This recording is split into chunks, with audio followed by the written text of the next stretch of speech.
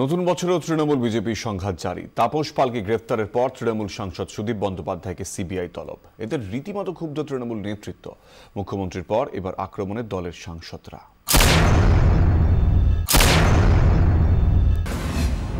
নোটকাণ্ডে মোদি বিরোধিতায় গলা চড়াচ্ছে তৃণমূল। এই পরিস্থিতিতে আরও জেঁকে বসছে সিবিআই এর নাগপাশ। এক সাংসদ শ্রীঘরে, আরেকজন ৩রা জানুয়ারি সিবিআই অফিসে হাজিরা দেবেন। এই পরিস্থিতিতে অল আউট অ্যাটাকে তৃণমূল।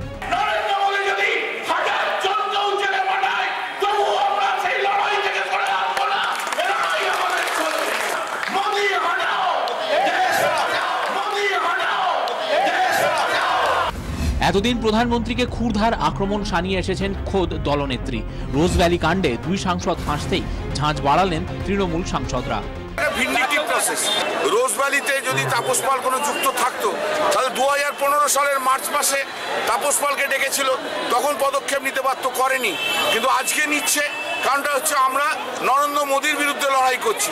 আজকে CBI central bureau of investigation নয়, এটা গুজরাট ব্যুরো অফ ইনভেস্টিগেশনে পরিণত হয়ে গেছে। মমতা ব্যানার্জিকে ডিস্টার্ব করতে হবে, তৃণমূল কংগ্রেসকে ডিস্টার্ব করতে হবে, ভারতবর্ষের সম্প্রীতিটাকে বিঘ্নিত করতে হবে। আপাতত এই বিরোধ মেটার যে কোনো লক্ষণ নেই। বছরের প্রথম দিনেই তা স্পষ্ট। জোর বাঁধতে হবে যে আমাদের বিরুদ্ধে, আমাদের দলের বিরুদ্ধে, আমাদের নেতা নেতৃত্বের বিরুদ্ধে অনেক চক্রান্ত হবে। এক সময় জ্যোতিবাবুর চোখে ঘুম আসতো না মমতা বন্দ্যোপাধ্যায়ের নাম শুনলে। আগামী 2 বছর নরেন্দ্র মোদীও ঘুমোতে পারবে না, শুধু মমতা কানের কাছে ভাসলে। রবিবার ছিল তৃণমূল কংগ্রেসের প্রতিষ্ঠা দিবস। দলীয় অনুষ্ঠান মঞ্চ থেকে এভাবেই উড়ে এলো একের পর এক গোলা। দিল্লি কি করে ক্রমশ প্রকাশ্য। ব্যুরো রিপোর্ট, 24 ঘন্টা।